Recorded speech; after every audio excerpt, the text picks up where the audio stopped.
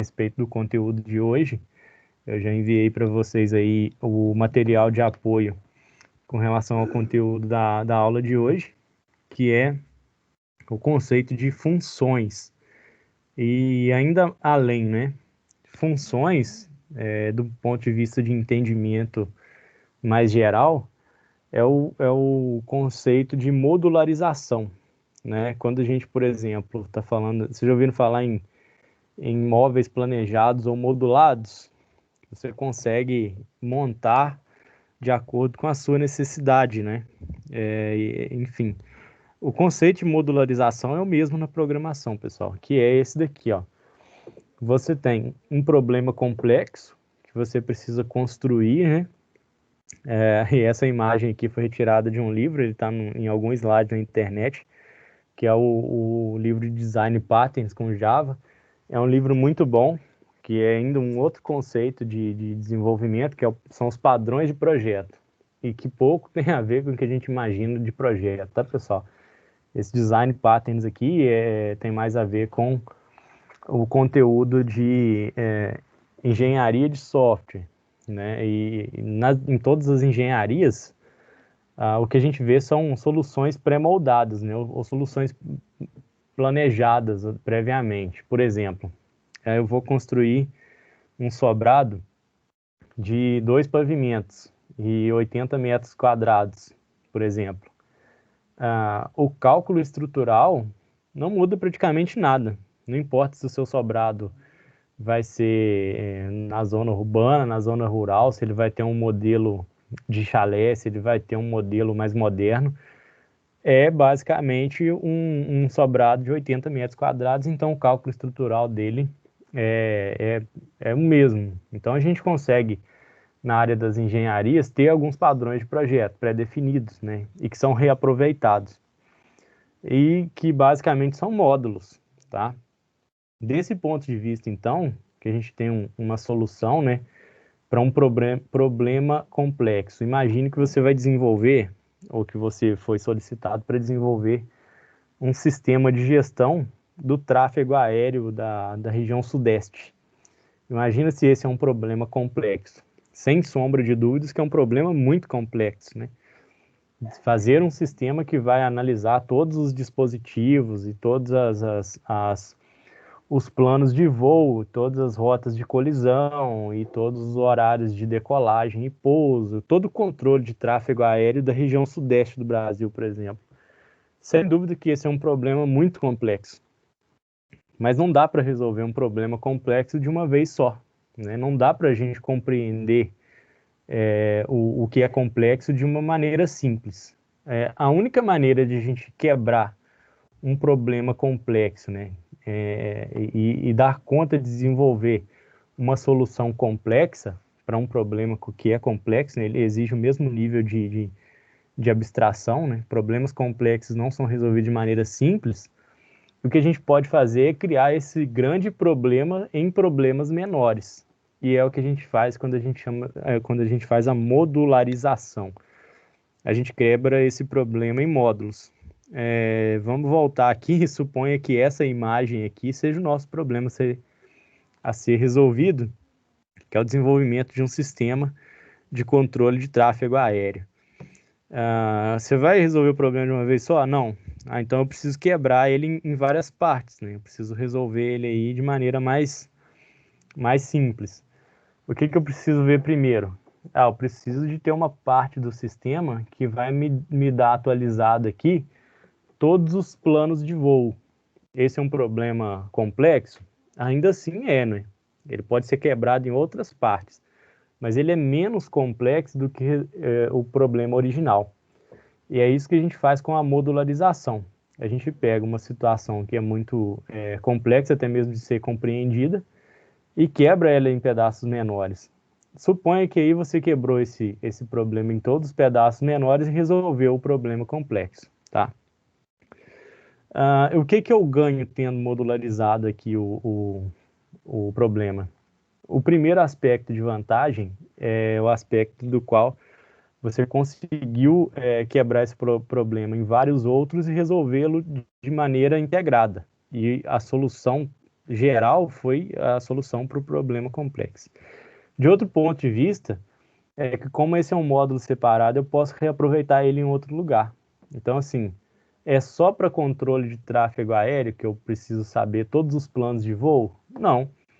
Eu posso utilizar todos os planos de voo atualizado em uma outra ferramenta que eu vou disponibilizar na internet e vou pesquisar por passagens aéreas, quais são as mais baratas, por exemplo. Então você consegue pegar esse módulo aqui e disponibilizar para uma outra aplicação. Por isso é esse conceito de modularização, tá bom, pessoal? Eu já identifiquei aqui, inclusive, no slide, o segundo slide ele foi enviado aí de maneira errada, porque não são os conceitos de função, tá bom, pessoal? Então, eu vou pedir para que vocês ignorem o segundo slide, tá? O conceito que a gente vai estudar hoje, então, é o conceito de funções. E funções é um nome técnico, né? É o termo técnico para modularização dentro do conceito de programação. Nos conceitos abordados, basicamente, são funções, passagens de parâmetro e reutilização de código. Então, eu vou refazer esse slide, corrigindo esse aqui e envio para vocês novamente aí no WhatsApp. Só que eu não vou apagar o documento que está lá, não, para que vocês consigam acompanhar aí também, tá bom? Então, do termo técnico aqui para o Python, né? Dentre as técnicas de programação estruturada, a gente consegue identificar o conceito de modularização. E essa é uma técnica que consiste em decompor um programa em uma série de subprogramas individuais. Se eu tenho um problema complexo, eu posso dividir ele em vários outros, né? Eu tenho um programa que é muito complexo, então eu vou subdividi-lo em vários subprogramas individuais. E aí eu consigo modularizar. Olha, eu tenho aqui, por exemplo, uma tela que é de cadastramento de clientes para uma loja de autopeças, por exemplo, né? Esse é um módulo do sistema. Ele é uma subdivisão do sistema todo, que é um sistema de gestão de uma loja de autopeças, por exemplo, certo? Então, eu consigo decompor aí o programa em vários outros subprogramas individuais. Eu consigo reutilizar esse cadastro de clientes? Sim, você pode pegar ele desse projeto e passar para um outro, tá bom? A modularização ainda é um método utilizado para facilitar a construção de grandes programas. E quando a gente fala hoje em desenvolvimento de software, pessoal, e hoje não, né?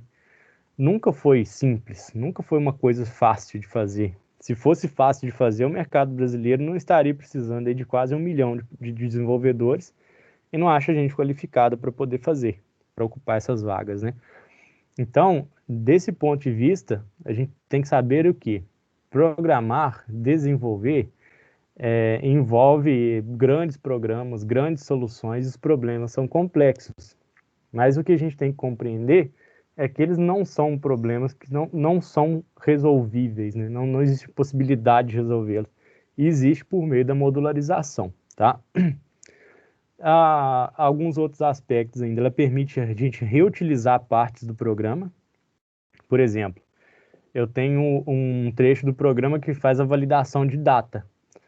E, por exemplo, eu vou informar a data no cadastramento do cliente, eu vou informar a data na hora de fazer uma venda, eu vou informar a data quando eu precisar tirar um relatório de movimentação. Então, em várias partes do sistema, eu preciso, por exemplo, fazer a validação de data, se ela é válida ou não. A partir de uma função, eu crio uma função que é capaz de validar a data e chamo ela em qualquer parte do programa que eu precisar reutilizar, certo? Quais então são as vantagens, né? Uma coisa, economia de código. Você escreve menos código. Por exemplo, eu criei uma função que valida data e criei ela uma vez só. Eu não preciso fazer a validação de data em todos os lugares, né? Onde ele vai ser feito sob demanda. É na tela de cadastro cliente uma, lá na outra. Não. Você vai chamar a função que faz isso. Então, você escreve menos. No desenvolvimento também é modularizado. Você pensa no algoritmo por partes. Outra coisa é a facilidade de depuração, porque quando você tem um problema, por exemplo, na execução, ou um problema de lógica, você vai naquela função e corrige ela uma vez apenas, e ela vai passar a funcionar para todo o sistema, quando ele chamar aquela função. E outra coisa é a generalização de código, com o uso de parâmetros, porque a gente pode fazer com que as funções recebam informações e ele vai trabalhar genericamente para cada tipo de solução específica, né? Então, vamos para o Python agora, para falar de função. Uma função é uma sequência de comandos que executa uma tarefa. E essa sequência de comandos, por exemplo, tem um nome. Ontem a gente viu uma que é chamada enumerate, que ela pega uma lista e ela gera um índice para aquela lista, né? Ela gera um número correspondente a cada item da lista. Então, enumerate é uma função. E qual é a funcionalidade dela? De devolver para o desenvolvedor, né, ou para o código, uma lista enumerada. Então, a gente pode criar funções de todos os tipos, né? A principal finalidade das funções é a gente separar o programa em pedaços e ajudar a organização do projeto. E na sintaxe do Python, uma função é dividida em 3 partes, né? Uma é o nome da função, o que a gente geralmente chama de assinatura. A outra são os parâmetros que podem ser passados ou não. Eu tenho uma função que ela vai lá e faz alguma coisa e pronto. Eu não passo nada para ela. E existe o corpo da função, né, que é o início, meio e fim. São os comandos que são dados dentro da função. Então, para a gente iniciar o desenvolvimento aqui, a primeira função que eu vou desenvolver é uma função chamada boas-vindas. E quando eu chamo essa função, né, eu invoco essa função de algum trecho do programa, ela vem e executa o que tem dentro aqui, ó, no corpo da função. Então, isso daqui é uma assinatura, tá bom, pessoal? É o nome da função. Nos parâmetros, eles são passados aqui quando existem. No nosso caso aqui, não tem um parâmetro. E aqui o corpo da função é exibir uma mensagem na tela. Então, eu estou aqui já com o Sublime aberto, com um documento novo também, e vou fazer a definição aqui de uma função nova, tá certo? Eu vou só colocar aqui a linguagem que é o Python. Def é a palavra reservada para função. O nome da função ou assinatura, nesse caso aqui vai ser boas-vindas. Ela não vai ter parâmetro, então a passagem de parâmetros é vazio. E aqui embaixo vai ser o corpo da função. E obrigatoriamente o que ela vai fazer aqui é mostrar uma mensagem na tela. Esse F aqui, né, pessoal, é para passagem de parâmetros, inclusive aqui dentro do texto, que a gente vai usar depois. Mas a mensagem que eu vou colocar aqui é essa aqui, ó. Seja bem-vindo, tá? Isso daqui, por si só, já é uma função no Python. Então eu vou salvar esse documento na pastinha que eu já reservei para as aulas, tá bom?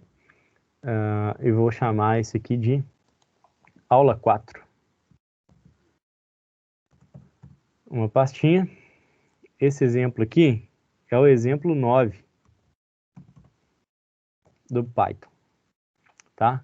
Então, quando eu venho e executo esse algoritmo aqui, ele não vai apresentar absolutamente nada na tela, porque aquela ali foi a definição da função, mas eu ainda não utilizei essa função, tá? Eu não chamei essa função. Na linguagem de programação, a gente chama de invocar. Eu não invoquei essa função. Então, como que eu faço para invocar essa função aqui? Eu faço a chamada, tá? Eu faço a chamada da função e obrigatoriamente ela vai fazer a execução desse trecho de código aqui, tá? Então eu venho aqui e falo, ó, execute a função boas-vindas, tá? Aqui ele faz a chamada, o algoritmo para de executar a partir daqui, ele procura no algoritmo onde existe uma função com essa assinatura e vem e executa o que tem dentro, tá certo? Então, vou salvar aqui e executar. Ele mostrou a mensagem, ó, seja bem-vindo, certo? Muito bem. Então, a gente já conhece o que é uma função, para que ela serve e como ela é chamada, né? No documento aí está especificando um pouquinho mais, mas existem algumas funções nas quais onde a gente precisa fazer a passagem de parâmetros. O que são parâmetros, né? Na verdade, a gente chama de parâmetros ou argumentos. Na programação orientada a objetos, o nome o conceito, né, de parâmetros é chamado de argumento, onde a gente passa alguns valores para a função e ela vai trabalhar com esses valores que são passados, né? O exemplo que a gente já disse ali, de maneira figurada, né, porque a gente não vai trabalhar com validação de data, mas eu posso pegar uma data, passar para uma função, essa função vai receber ela como um parâmetro e vai validar se ela é uma data válida ou não, né? Então vamos fazer aqui a, o desenvolvimento de um outro algoritmo, né? Onde a gente vai fazer a passagem de parâmetros, tá? Então, como que eu vou fazer a declaração dessa próxima função aqui? Na verdade, eu vou trabalhar com o mesmo nome, tá? A mesma assinatura de função, que ela vai dar boas-vindas, só que não vai ser tão simples, né? Não vai ser uma mensagem, seja bem-vindo. A gente vai poder passar um nome e uma idade. E aí vai ser uma mensagem de boas-vindas personalizada, tá? De novo, eu uso a palavra reservada def para declaração de função.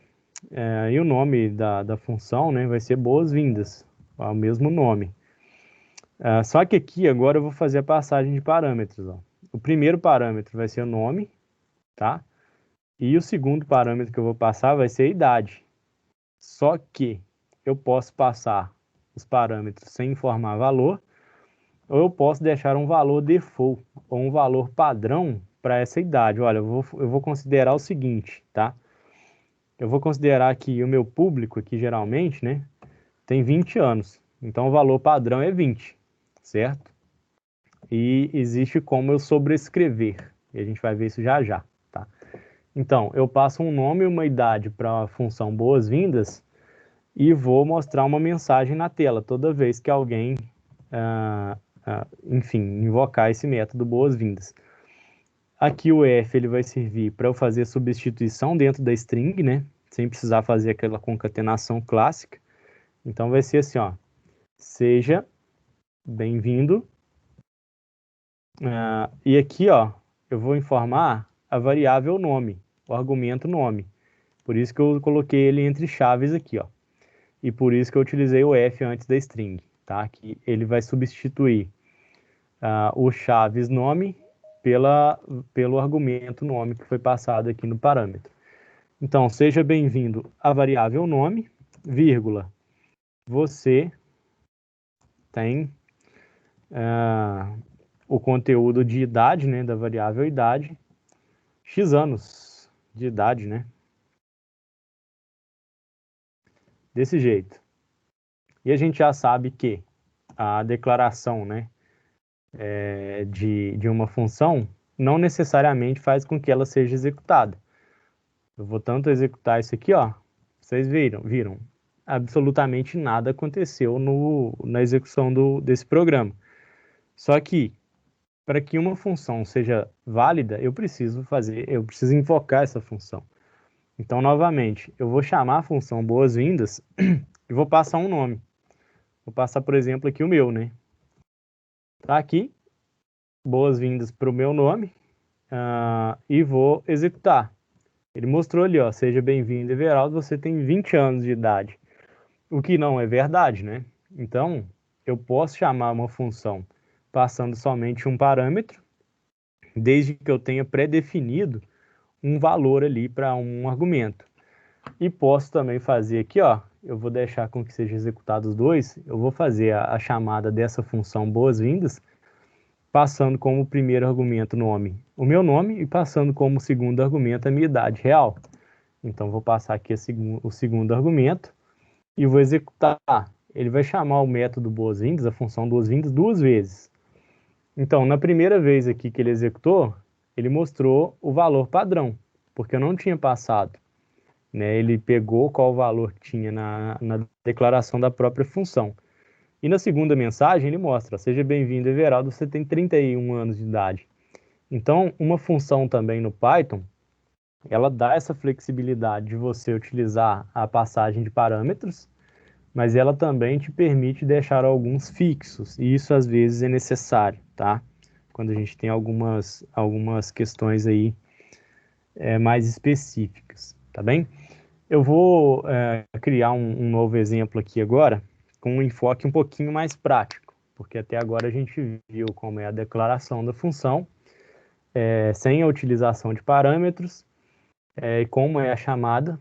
A gente viu como é a declaração de uma função com passagem de parâmetros, inclusive com argumentos com valores default e valores padrões, né, que a gente já viu aqui, a idade igual a 20, já predefinidos.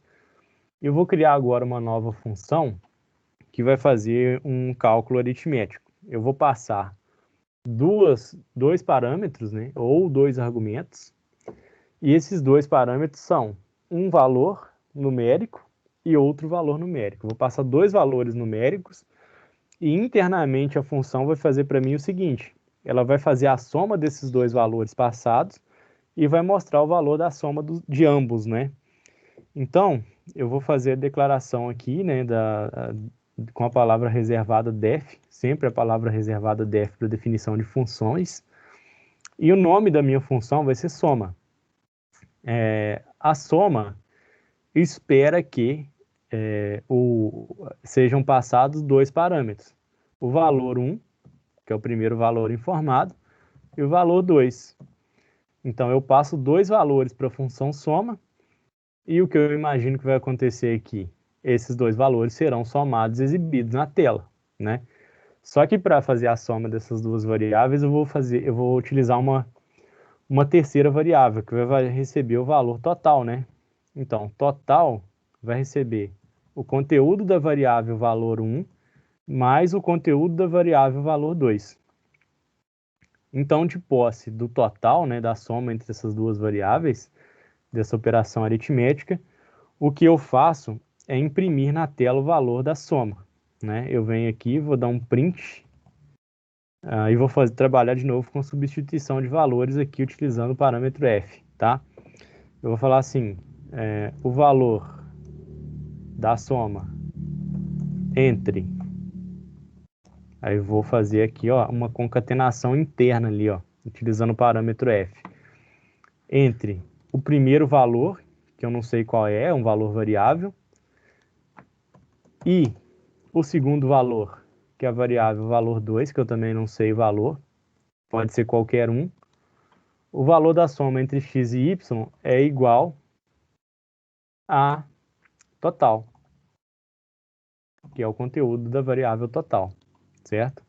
Vou salvar esse exemplo aqui, que é o 11º exemplo aqui do nosso curso. Faço a execução, obviamente nada vai acontecer, porque não foi feita a passagem de parâmetros e muito menos foi invocada aqui a função soma. Então, o que eu preciso para que esse algoritmo seja executado é que o Python invoque o método soma, a função soma. Então, eu vou chamar a função soma e vou passar como parâmetro aqui, por exemplo, 12 e 52. E quero que, imagino, né? A gente programou para que fosse feita a soma desses dois valores. Então, eu venho aqui, ó, faço a execução. Ele vai mostrar aqui para gente o valor da soma entre 12 e 52 é igual a 64, tá? Esses valores, como são variáveis, eu posso vir agora e falar assim, não é mais 12, é 20 no primeiro e 30 no segundo.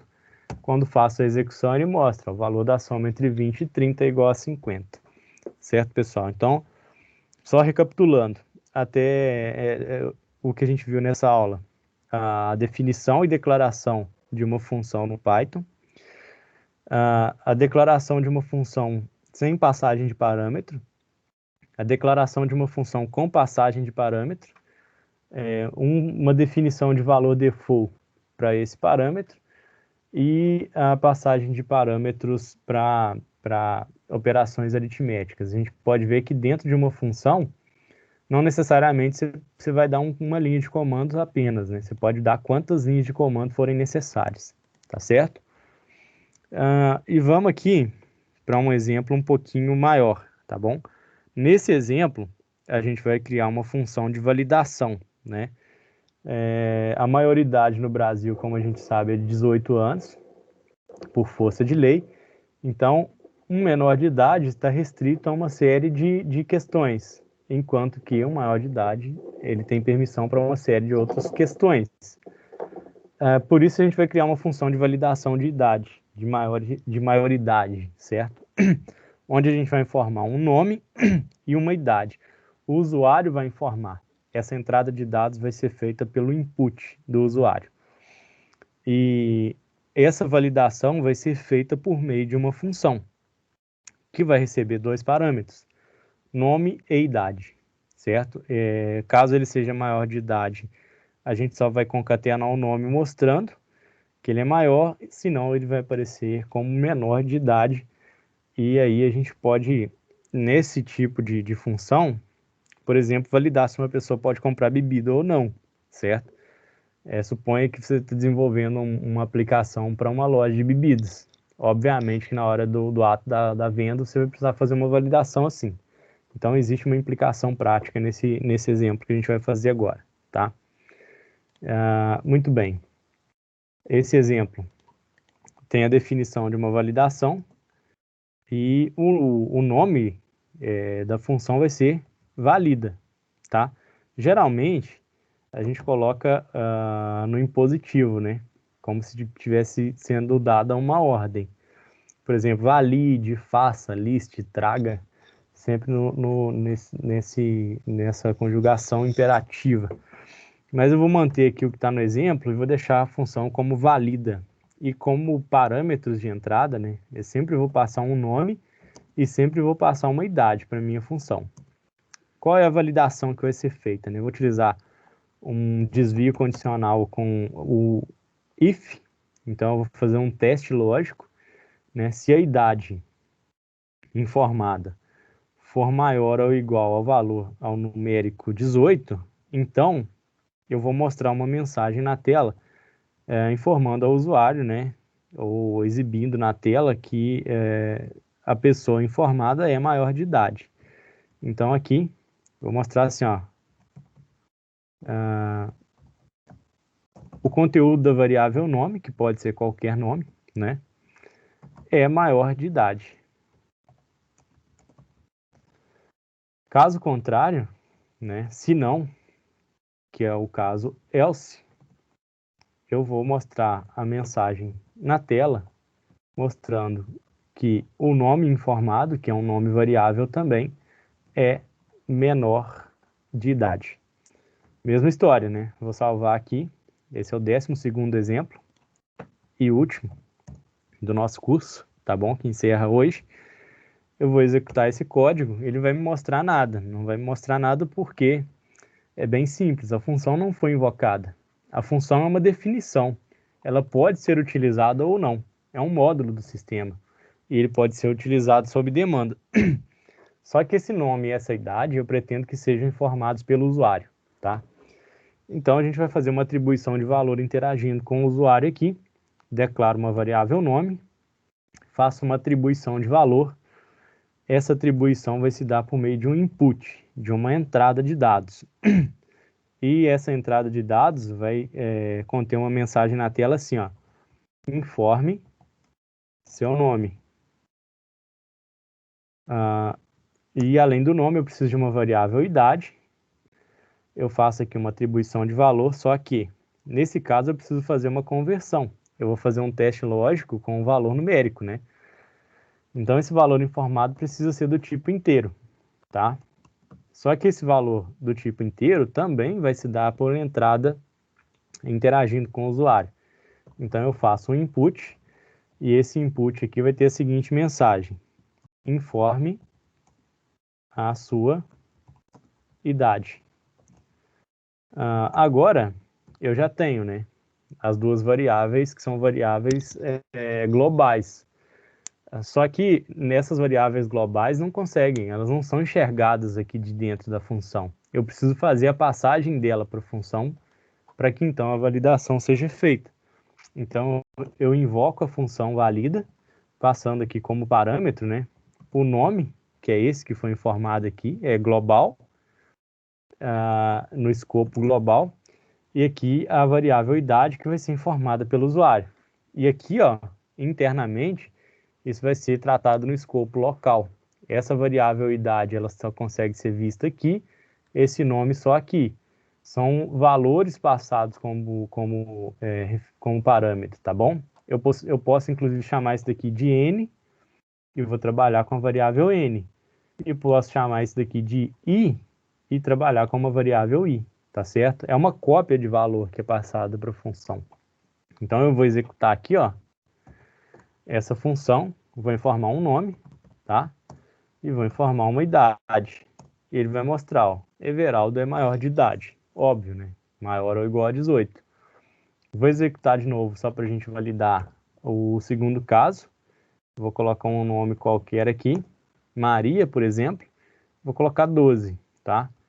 Informei ali, ó, Maria, como nome e idade igual a 12, a mensagem exibida foi Maria é menor de idade. Ele entrou na situação aqui onde o teste lógico não foi satisfeito. Então, ele entrou no se não e mostrou a segunda mensagem, certo? Então, pessoal, conceitos que foram vistos aqui nesse curso, né? Dos vários conceitos que a gente assistiu, são conceitos que são aprendidos a longo prazo, né? Então, eu gostaria de dizer para vocês aqui que o tempo foi curto, tá certo? Eu já vou baixar aqui a lista de presença de hoje, então fica sendo validada essa lista de presença daqui, e a gente está concluindo o nosso curso, mas não sem antes eu passar também uma atividade para que vocês exercitem. Daí, vou dizer também o seguinte, eu deixei alguns exercícios propostos, não sei se vocês fizeram ou se tiveram alguma dificuldade para fazer, até porque nos tempos de aula não estava prevista essa correção, mas se alguém tiver alguma dúvida com relação ao desenvolvimento, pode mandar mensagem no WhatsApp, tá bom? Pode mandar pelo grupo até, que a gente faz isso de maneira colaborativa. Nosso grupo está lá para isso, para que a gente possa trocar aí experiências, aprender. E vou passar uma proposta de exercício aqui para a gente, então, coroar e finalizar o nosso curso, tá bem?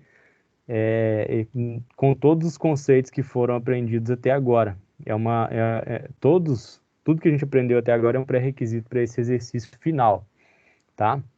Que é o seguinte, escreva um programa em Python que seja capaz de ler dois valores e uma operação aritmética. Então, o usuário vai precisar informar dois números e uma operação, soma, subtração, multiplicação ou divisão.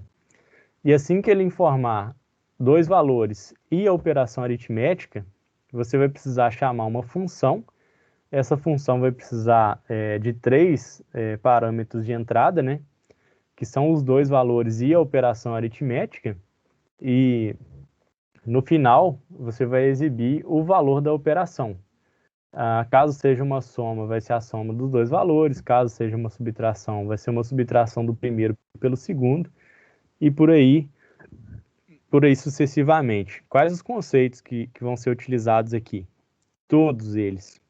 Atribuição de valor, entrada de dados, teste lógico, desvio condicional, função, parâmetros. O único conceito que não entrou aqui foi o conceito de laço de repetição.